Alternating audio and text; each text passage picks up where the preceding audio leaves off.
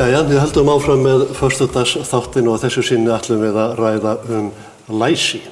Hingað til mín komnar mætar konur, Brynhildur Þórarinsdóttir rithöfundur og Birna M. Sveinbjörnsdóttir sem starfar við, heitir ekki miðstöð skólaþróunar hjá Háskólanum á Akureyri. Jú.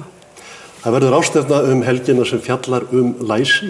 Hvers vegna ástæða til þess árið 2015 að halda ráðstefnu læsi?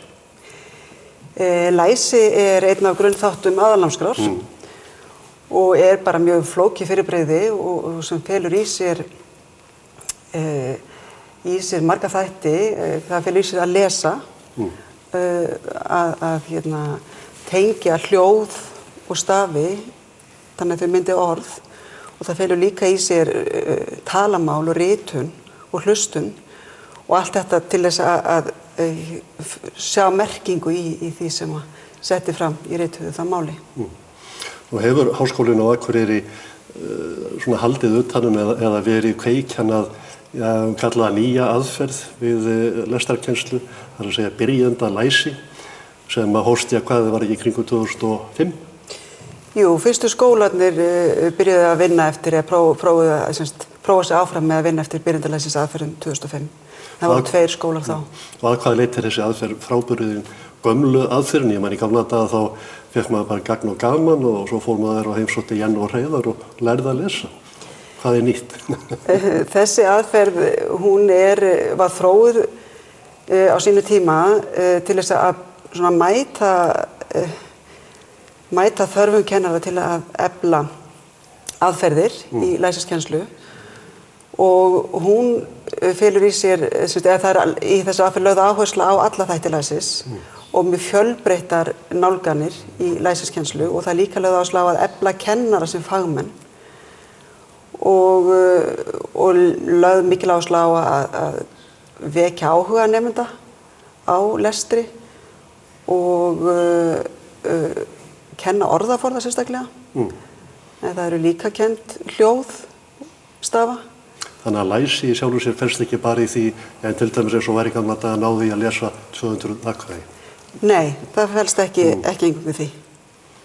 Það er líka skilningurinn og já, og túlkunin, gagnrýnin hugsun og ályktunarhæfni og lesa á milli línanna og nýta sér það sem En kannski ástæða fyrir því að þið blásið til þessara ráðstefnu eða málþings svona umræða sem varð þetta byrjendalæsi þar sem þið viljið meina að hafi verið dregnar rangar ályktanir af röngum forsendum.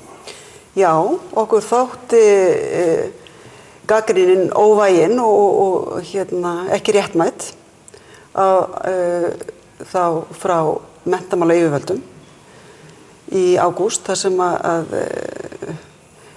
gefin var út greinargerð þar sem að skólar sem unnið höfðu eftir byrjendalæsi eða starf þeirra eða nemenda þeirra var metið og okkur þótti vinnubrögð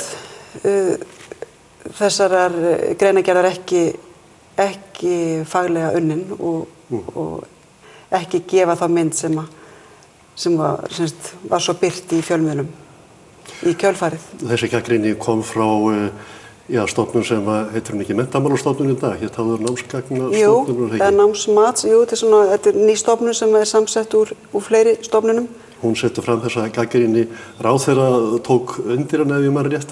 Kemur ráðherra á málþingið? Já, ráðherra kemur á málþingið og verður með erindi og þá koma líka fulltrúar frá Menntamálastofnun, bæði í pallborð og svo með erindi. Og þetta málþing í Háskólanum?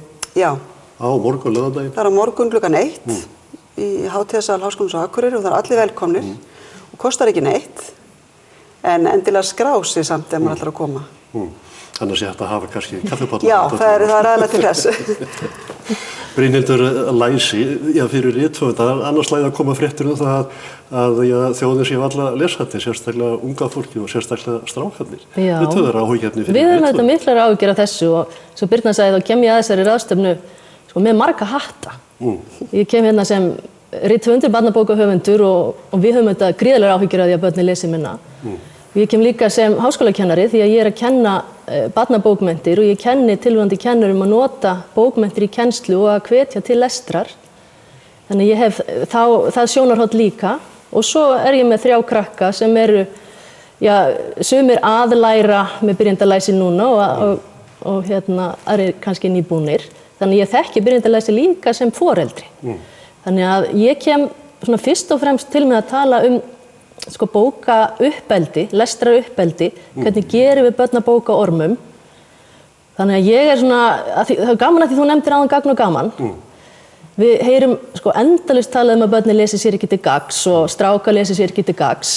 Mér finnst þetta oft hreinlega bara mannskemmandi umræða. Ég held að við þurfum að einbeita okkur miklu meira að sko seinni hlutanum, að lesa sér til gamans. Því að sko það alveg sama hvað við setjum börnin í gegnum mikla tækniþjálfun, hvað við látum þau taka mörg próf, eins og læsisátak ráðherra virðist ganga út á. Þau munu ekki lesa þau ekki gaman að því. Þannig ef þau ná ekki þessari sko innri áhugahvöt, þessari lestranautn og þessari lestralöngun, þá munu þau ekki taka bók í hönd og þá munu þau aldrei ná þessum djúplestri sem þarf til þess að kafa undir yfirborðið og samsama sig persónunum og lesa milli línanna og verða svona virkir lesendur. Fyrir þetta kannski aðeins gagnvart skólunum, það eru hvað konur það bil 40 skóla sem hafa tekið upp þessa aðferð af hvað 170, hvað segja talsmenn skólana, hvað finnst þeim? Finnst þeim þetta virka? Já, sko, þegar þessi greining tekur til 38 skóla en núna hafa 83 skóla tekið. Greiningin nú miðað við skóla sem hafa unnið eftir þessi 5 ár. Þannig þess vegna er ekki nema 38 skóla með í greiningunni. Já, skólar bera aðferðinni góða sögu og ekki síst finnst þeim sko efling fagmennsku kennara skipta gríðarlega miklu máli þarna í. Þeir finnst þeir styrkja sem fagmenn þegar fara í gegnum þetta og sjá árangur hjá nemendum því hann metinn reglulega. Þannig þeir sjá árangur mismunandi árangur hjá nemendum og vilja ekki hætta að nota aðferðina. Þeir trúa á hana og finnst hún gagnast. Finna kannski fyrir því. Og svo líka ánægja, það heyrist líka hjá nemendum, ánægja með, þeir eru glaðari í náminu. Það ekki kannski aðal kosturinn eða aðal keppikeflið að gera nemendur ánægða þannig að hafi gaman að náminu og gaman að lestri? Það er svona forsenda náms að vilja og hafa áhuga, þannig að viðhalda forvitninni en ekki drepa hana niður með einhæfum kannski aðgerðum. Er það ekki, svona kannski mottóið í þessari nýju aðferð að vekja gleði þannig að krakkarnir fái löngun til þess að taka bókina og lesa hana? Jú, það er sko á mínu mati og nú tala ég sem foreldri.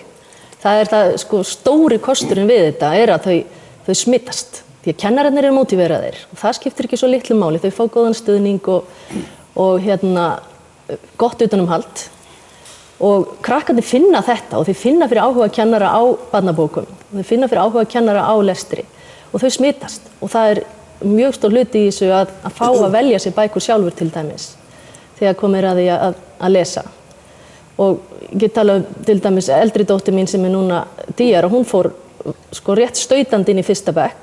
Fékk alltaf að velja bækur og lesa af eigin hvötum þar sem hann langaði til að lesa. Og hún varð svo spennt að páskana var hún farin að lesa Harry Potter. Og ég þakka það bara sko áhugasömum kennara sem notar góða aðferð sem byggir upp meira heldur en bara tæknina. En svona til þess að hnykkja á málstofun eða málþinginu, það er klukkan 1 í háskólanum á morgun. Já, 1 til 5. Allir velkomnir. Allir velkomnir. Birna og Brynhildur, þakka ykkur innlega fyrir komuna og ég hvet ykkur bara til þess að taka ykkur bókið í hönd og lesa og læra að lesa almennilega. En hérna á eftir ætlum við að tala við skaffiska tenóra, ekki fara langt.